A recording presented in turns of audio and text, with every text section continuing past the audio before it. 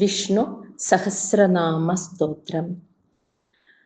അജ സർവേശ്വര സിദ്ധഃ സിദ്ധി സർവാദിരച്യുതഃ വൃഷാകപിരമേയാത്മാ സർവയോഗ വിനിസൃതഃ. ഭഗവാന്റെ 95ാമത്തെ നാമമായി പറയുന്നത് അജഹ.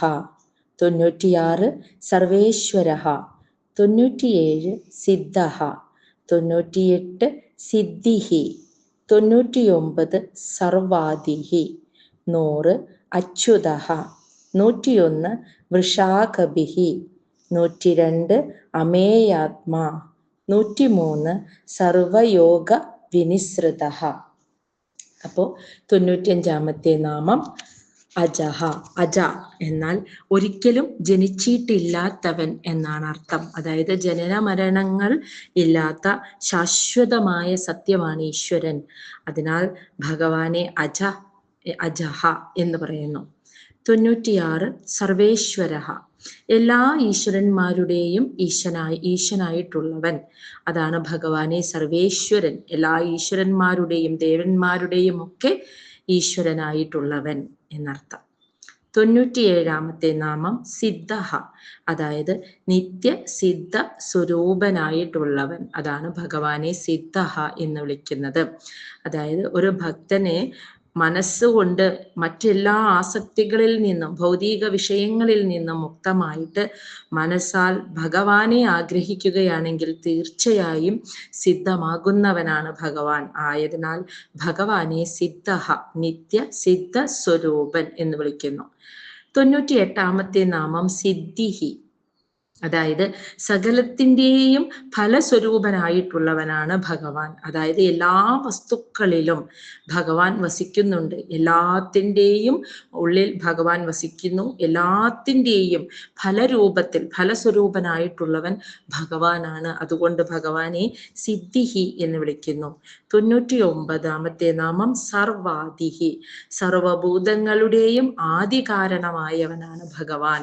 എല്ലാ ചരാചരങ്ങളുടെയും ആദി കാരണമായവൻ. അതുകൊണ്ട് ഭഗവാനെ സർവാദിഃ എന്ന് വിളിക്കുന്നു. 100ാമത്തെ നാമം അച്യുതഃ. അച്യുതമെന്നാൽ ച്യുതിയില്ലാത്തവൻ, നാശമില്ലാത്തവൻ എന്നർത്ഥം.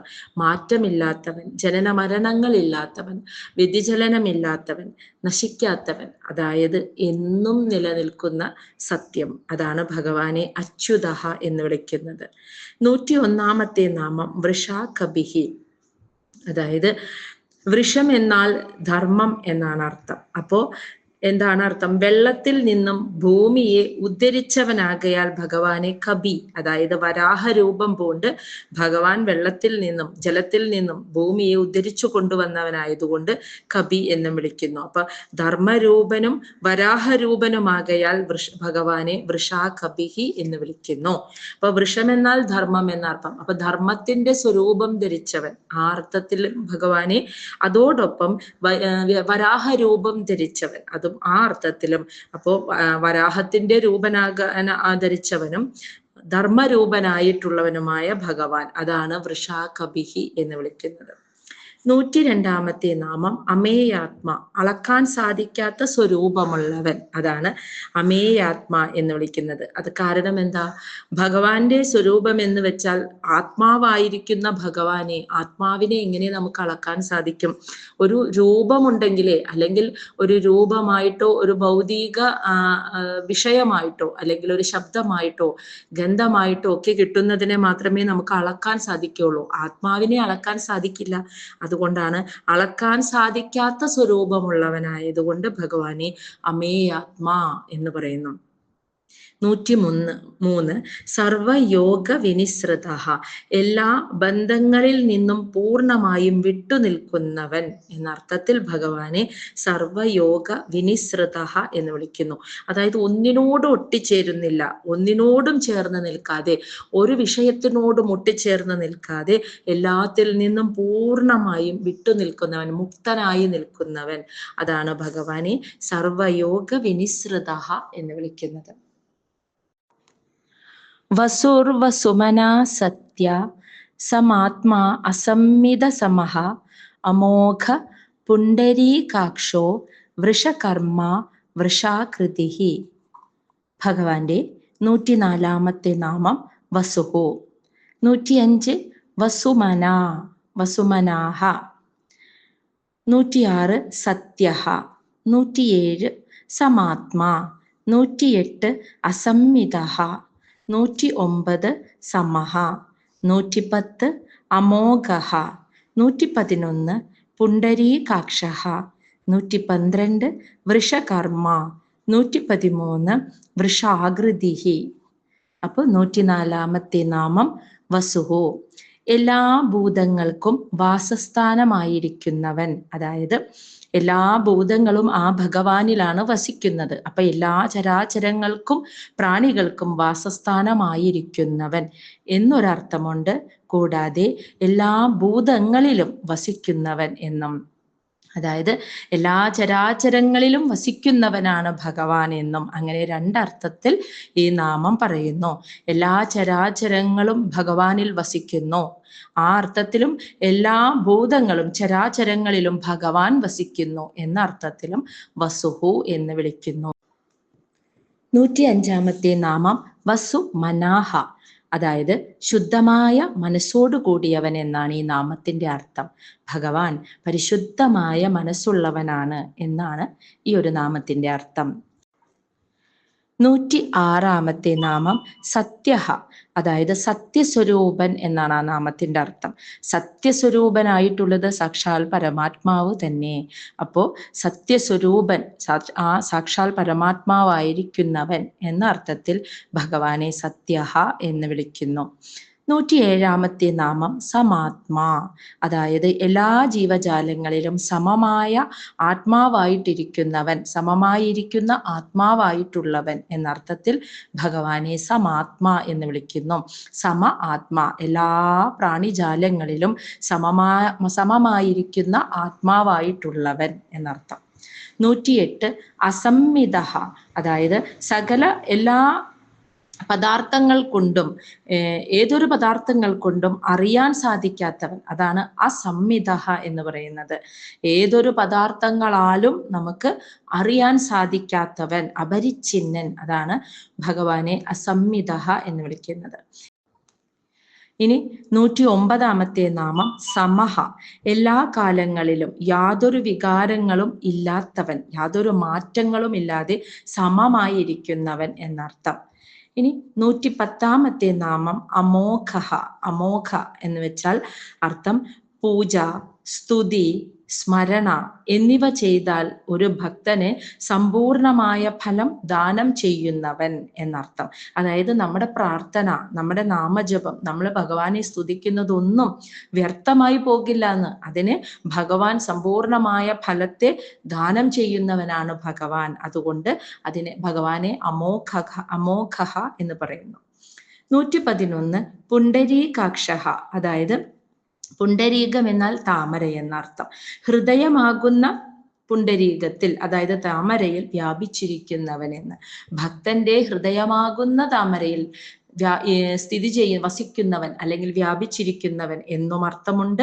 പുണ്ടരീകം താമര പോലെയുള്ള കണ്ണുകളോട്, അക്ഷികളോട് കൂടിയവൻ, കണ്ണുകളോട് കൂടിയവൻ എന്നും രണ്ടർത്ഥവും ഇതിന് പറയുന്നു. ഹൃദയമാകുന്ന താമരയിൽ വസിക്കുന്നവൻ എന്നും താമര പോലെയുള്ള കണ്ണുകളോട് കൂടിയവൻ എന്നും രണ്ടർത്ഥവും ഈ നാമത്തിന് പറയാം. പുണ്ടരീകാക്ഷഃ. ഇനി 112 നാമം വൃഷകർമ്മ. വൃഷം എന്ന് വെച്ചാൽ ധർമ്മം. അപ്പൊ വൃഷകർമ്മ എന്നാൽ ധാർമ്മികമായ കർമ്മങ്ങളോട് കൂടിയവൻ എന്ന്.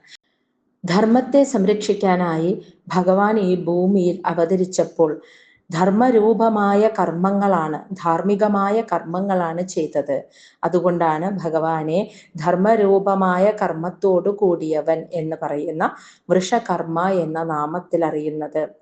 113 നാമം വൃഷ ആകൃതിഹി, അതായത് ധർമ്മത്തിന് വേണ്ടി തന്നെ ശരീരമെടുത്തവൻ എന്നാണ് അർത്ഥം. ധർമ്മത്തെ സംരക്ഷിക്കാനായിട്ട് ഭഗവാൻ ഈ ഭൂമിയിൽ അവതാരമെടുത്തു വന്നു. അങ്ങനെ ധർമ്മത്തിനെ സംരക്ഷിക്കുന്നതിന് വേണ്ടി അവതരിച്ചവൻ, ശരീരമെടുത്തവൻ എന്ന അർത്ഥത്തിൽ വൃഷ ആകൃതിഹി എന്ന് ഭഗവാനെ വിളിക്കുന്നു. രുദ്രോ ബഹുശിര ബഭ്രോ വിശ്വയോനി ശുചിശ്രവഃ അമൃത ശാശ്വതഃ സ്ഥാണുർ വരാരോഹോ മഹാതപഃ. ഭഗവാന്റെ 114 നാമം രുദ്രഃ. 115 ബഹുശിരാഃ. 116 ബഭ്രു ബഭ്രുഹു.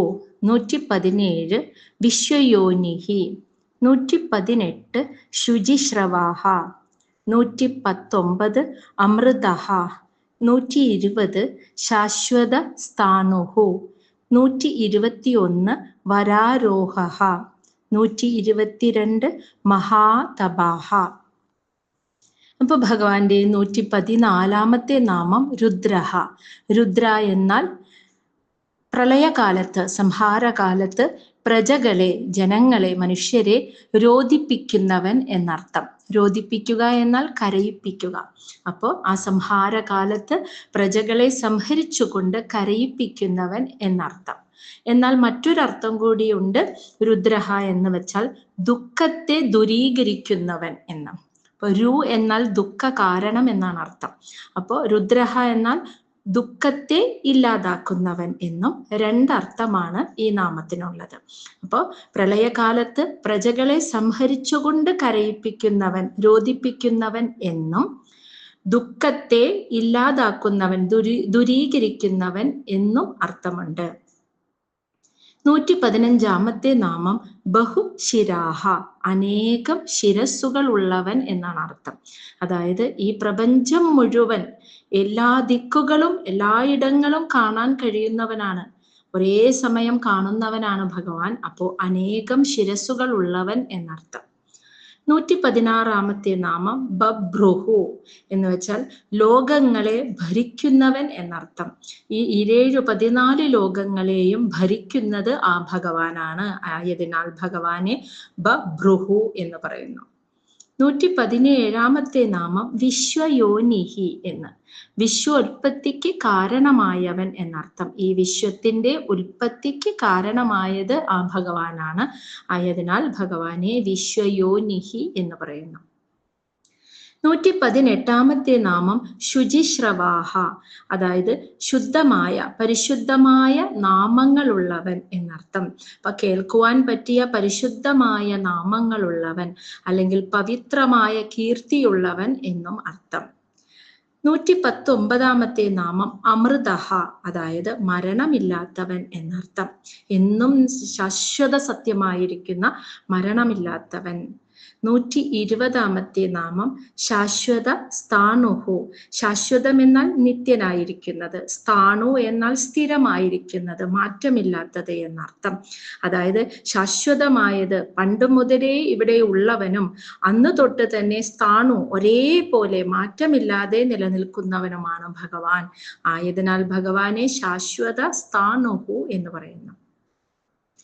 121 നാമം വരാരോഹഃ, അതായത് ശ്രേഷ്ഠമായ ആരോഹണമുള്ളവൻ എന്ന്. ആരോഹണം എന്നാൽ മുകളിലോട്ടുള്ള ഉയർച്ച എന്നാണ് അർത്ഥം.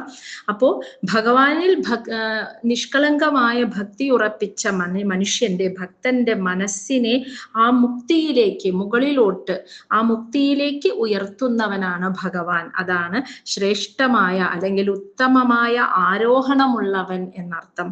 അതാണ് വരാരോഹ എന്ന് പറയുന്നത്. 122 നാമം മഹാതപഃ, അതായത് മഹത്തായ ജ്ഞാനമുള്ളവൻ എന്ന്. ഭഗവാൻ എന്നാൽ ആ ജ്ഞാനം തന്നെയാണ് ഈശ്വരൻ.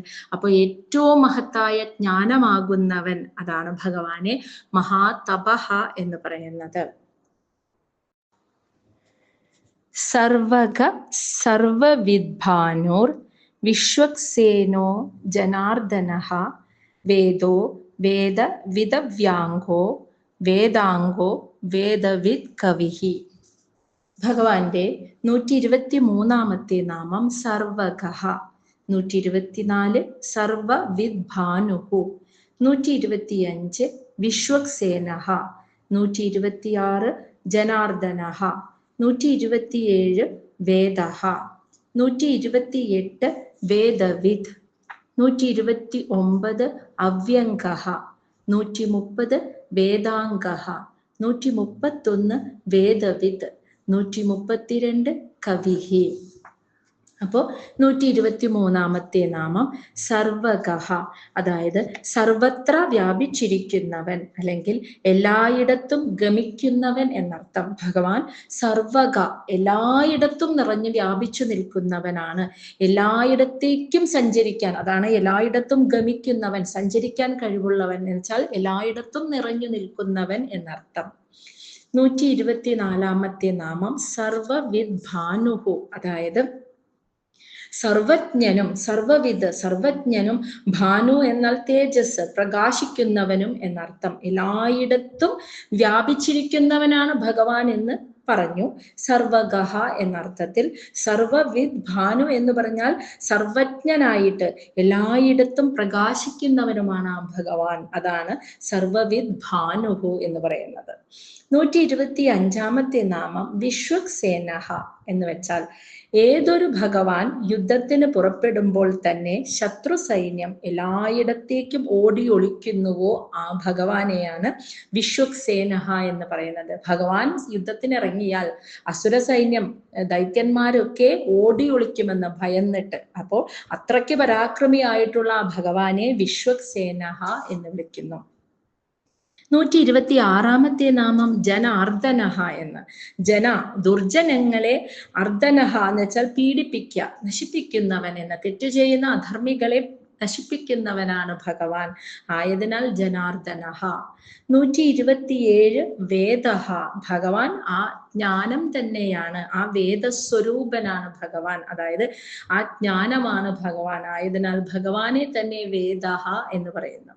ഇനി 128 നാമം വേദവിത്ത്. വേദവിത്ത് എന്നാൽ വേദത്തെയും വേദാന്തത്തെയും, ആ അർത്ഥത്തെയും വേദാർത്ഥത്തെയും ശരിയായി അറിയുന്നവനാണ് ഭഗവാൻ. ഭഗവാൻ തന്നെ വേദസ്വരൂപനാണ്. വേദവിത്ത് എന്ന് പറഞ്ഞാൽ വേദത്തിന്റെ അർത്ഥത്തെ ശരിയായും അറിയുന്നവനാണ്, എല്ലാം അറിയുന്നവനാണ് ആ ഭഗവാൻ എന്ന്. ഇനി 129 നാമം അവ്യംഗഹ എന്നാൽ ഒരു വിധത്തിലും വികലനല്ലാത്തവൻ എന്നുവെച്ചാൽ ഒരു തരത്തിലുള്ള കുറവുമില്ലാത്തവൻ എന്നർത്ഥം. അതാണ് അവ്യംഗഹ. എല്ലാം തികഞ്ഞ, ജ്ഞാനാദികൾ കൊണ്ട് പരിപൂർണനാണ് ഭഗവാൻ, എല്ലാം തികഞ്ഞവൻ, ഒരു വിധത്തിലുമുള്ള കുറവില്ലാത്തവൻ. 130 നാമം വേദാംഗഹ എന്ന് വെച്ചാൽ വേദങ്ങളാകുന്ന അംഗങ്ങൾ, അതായത് അവയവങ്ങളോട് കൂടിയവനാണ് ഭഗവാൻ. ആയതിനാൽ ഭഗവാനെ വേദാംഗഹ എന്ന് പറയുന്നു. 131 നാമം വേദവിത്ത്. നേരത്തെ നമ്മൾ വേദവിത്ത് എന്ന് പറഞ്ഞപ്പോൾ വേദത്തിന്റെ അർത്ഥത്തെ അറിയുന്നവൻ എന്നാണ് പറഞ്ഞത്.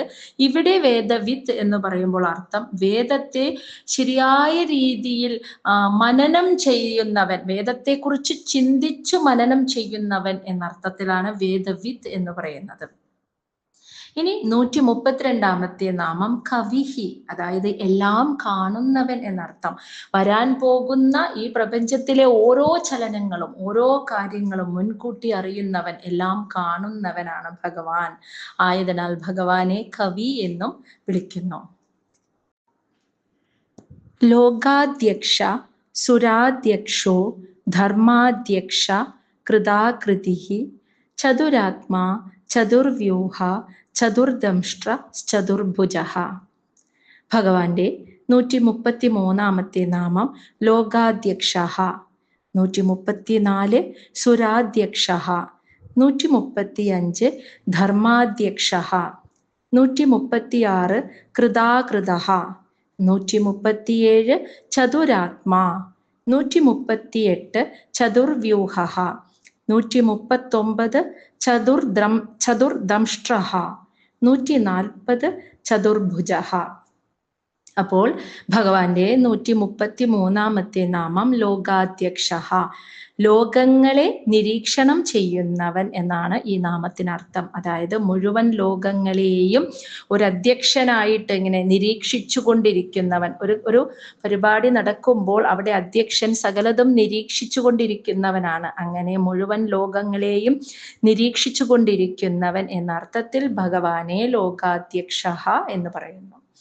134 നാമം സുരാധ്യക്ഷ, സുരന്മാരുടെ അധ്യക്ഷനായിരിക്കുന്നവൻ. സുരന്മാർ എന്നാൽ ദേവന്മാരെ നിരീക്ഷിച്ചു കൊണ്ടിരിക്കുന്നവൻ. ഓരോ ദേവന്മാർക്കും ഈ പ്രപഞ്ചത്തിൽ ഓരോരോ കർമ്മങ്ങൾ ഭഗവാൻ നിശ്ചയിച്ച് നൽകിയിട്ടുണ്ട്.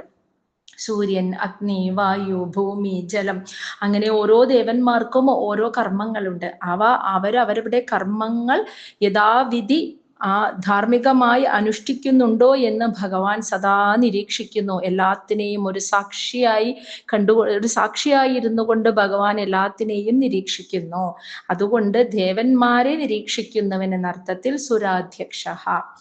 ഇനി 135 ധർമാധ്യക്ഷ, അതായത് ധർമാധർമ്മങ്ങളെ നേരിട്ട് നോക്കിക്കണ്ടുകൊണ്ടിരിക്കുന്നവൻ എന്ന്. അപ്പൊ ധർമ്മത്തെ അധർമ്മത്തെ ഭഗവാൻ ഇങ്ങനെ നിരീക്ഷിച്ചു കൊണ്ടിരിക്കുകയാണ്. അതുകൊണ്ടാണ് ഭഗവത്ഗീതയിലും പറയുന്നത്, എപ്പോഴൊക്കെ ധർമ്മത്തിന് ച്യുതി സംഭവിക്കുമ്പോൾ, അധർമ്മം പെരുകുമ്പോൾ ഞാൻ അവിടെ അവതരിക്കുമെന്ന് ഭഗവാൻ പറയാൻ കാരണം സദാ ധർമാധർമ്മങ്ങളെ നോക്കിക്കൊണ്ടിരിക്കുന്നവൻ, നിരീക്ഷിച്ചു കൊണ്ടിരിക്കുന്നവനാണ് ഭഗവാൻ.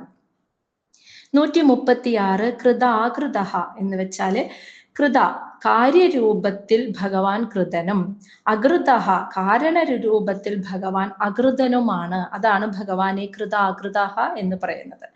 കാര്യരൂപത്തിൽ കൃതൻ എന്ന് പറഞ്ഞാൽ ഈ ഭൂമിയിലെ ഈ ലോകത്ത് കർമ്മങ്ങൾ ചെയ്യാനായിട്ട് ഭഗവാൻ ഓരോരോ ശരീര രൂപത്തിൽ അവതരിച്ചിട്ടുണ്ട്. അപ്പോൾ ഭഗവാൻ കൃതനാണ്.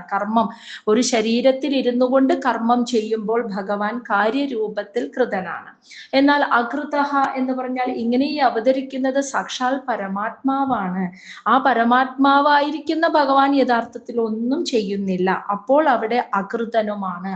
അതാണ് കാരണരൂപത്തിൽ എല്ലാം ഉണ്ടാവാൻ കാരണമായിരിക്കുന്ന ആ പരമാത്മാവ് ഒന്നും ചെയ്യുന്നില്ല. ആ അർത്ഥത്തിൽ കാരണമായിരിക്കുന്ന, അതാണ് കാരണരൂപത്തിൽ പരമാത്മാവായിരിക്കുന്ന രൂപത്തിൽ ഭഗവാൻ അകൃതനാണ്, ഒരു കർമ്മവും ചെയ്യുന്നില്ല. എന്നാൽ ഭഗവാൻ ഭഗവാൻ ഒരു ശരീരത്തെ സ്വീകരിച്ച് അവതരിക്കുമ്പോൾ കർമ്മം ചെയ്യുന്നു. അപ്പോൾ ആ കാരണത്തിൽ നിന്ന് ഉണ്ടായ കാര്യം ശരീര രൂപത്തിൽ, അതാണ് കാര്യരൂപത്തിൽ വരുമ്പോൾ അവിടെ കർമ്മം ചെയ്യുന്നത് കൊണ്ട് ഭഗവാൻ കൃതനുമാണ്. അതാണ് ഭഗവാനെ കൃത അകൃത എന്ന് പറയുന്നത്.